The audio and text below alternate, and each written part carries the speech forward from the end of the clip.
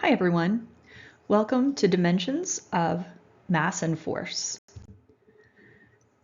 As we've discussed previously, mass is one of the 7 fundamental or primary dimensions, and all other variables are made up of combinations of these fundamental dimensions. So for instance, force, for example.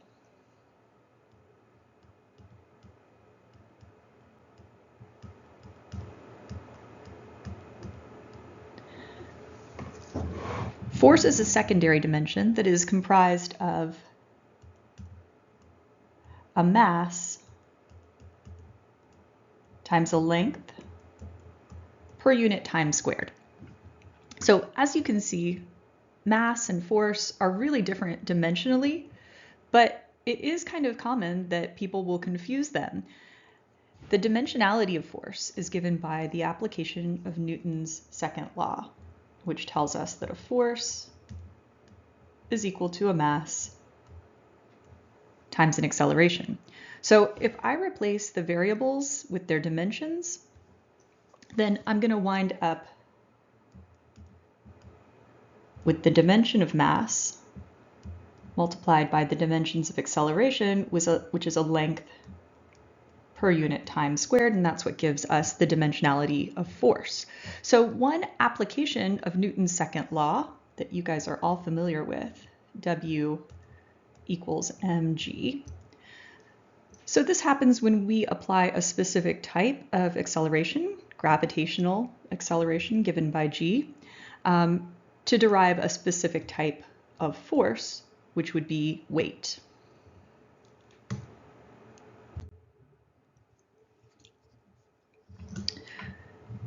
So let's talk about the units of forces in SI units and in US customary units.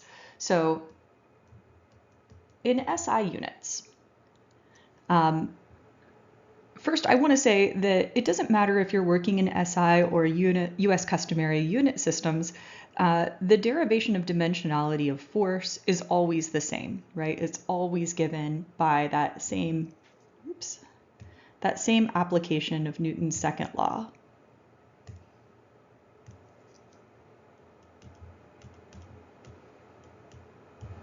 Right, so that's the dimensionality of force has nothing to do with the unit system. But when we apply F equals ma in SI units, the mass, for instance, would be something like kilograms, and then our gravitational acceleration constant would be given in meters per second squared. And so we wind up with units of force in newtons, N. And so then if we wanted to convert, we would use a conversion of 1 Newton is equal to 1 kilogram times a meter per second squared.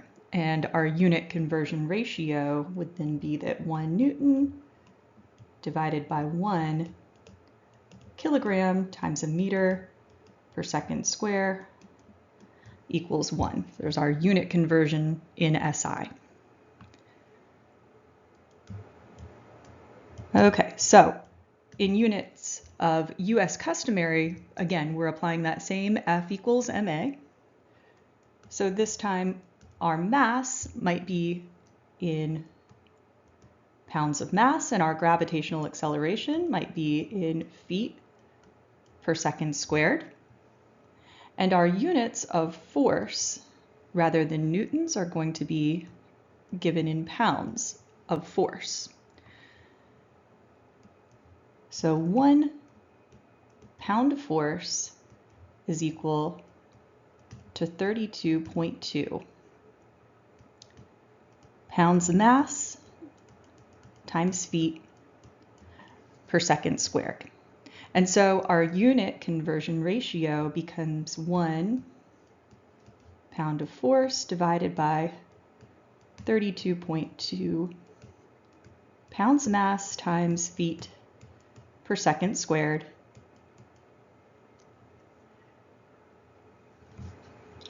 is equal to 1.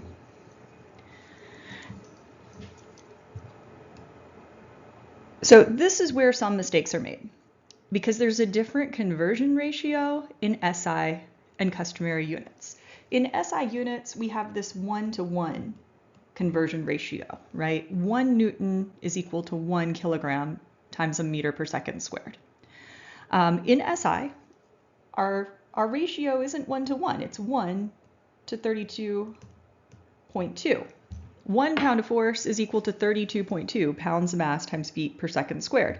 And sometimes we forget to apply that different conversion factor when we're working in the US customary units. We get so used to working in SI with a 1-to-1 that we forget to actually add that conversion ratio, and then we report a final answer of force that is off by a factor of 32.2, which of course we want to avoid. So let's look at an example. So suppose I want to determine the weight of a substance that is on Earth, and to accomplish this I use a mass balance, or what we would commonly call a scale. And let's say that my scale has dual unit system, so it can measure in either SI or customary units. So I would first set the units of my scale to measure mass in kilogram. So I mass my substance, and my mass balance tells me that mass is equal to 25 kilograms. And then I reset the units of my scale to measure in pounds of mass, and I find that that same substance has a mass of 55 pounds of mass in US customary units. And so I'm going to convert my mass into its weight.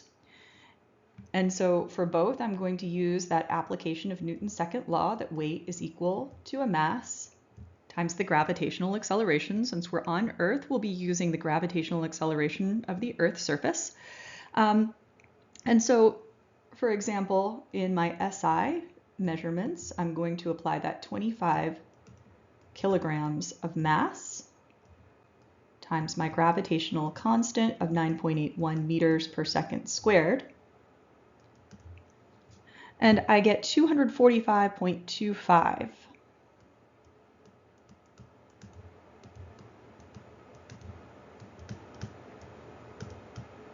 kilograms times meters per second squared. And now I'm going to apply my conversion ratio of 1 Newton being equal to 1 kilogram times a meter per second squared. And I wind up with 245.25 newtons. So that is the weight of my 25 kilo mass. So now I'm going to do the same thing, but using my mass in pounds of mass.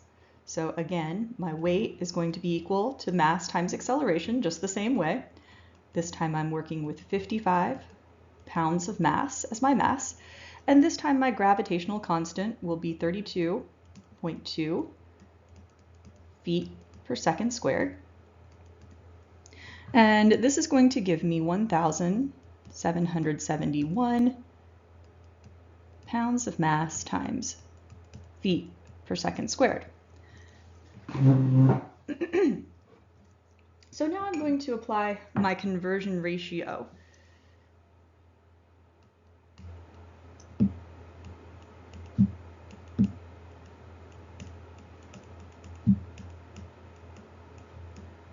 This time my ratio is 1 pound of force to 32.2 pounds of mass times feet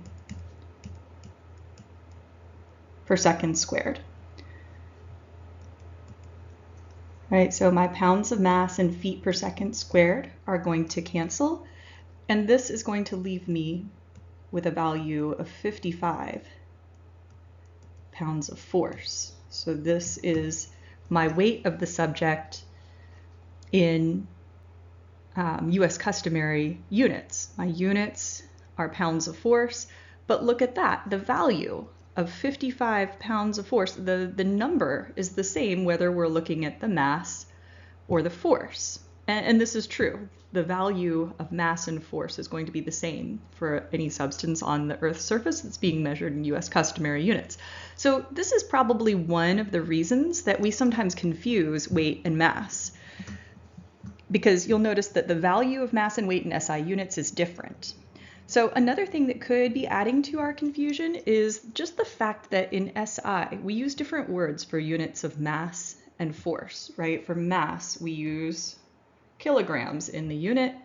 For force, we use the word Newton. And this makes it very clear that the two things are different. When we're talking about US customary units, again, we use the same word, pounds, to describe both mass and force. So it's really important for us to pay attention to, is the pound a pound of mass or a pound of force? So we designate that by either writing a little m after pounds mass or a little force, a little f down here after our pounds of force. And that helps us to remember which pound is a pound of mass and which pound is a measure of weight or force. I'd like to thank the National Science Foundation for supporting this work under grant number 2335802.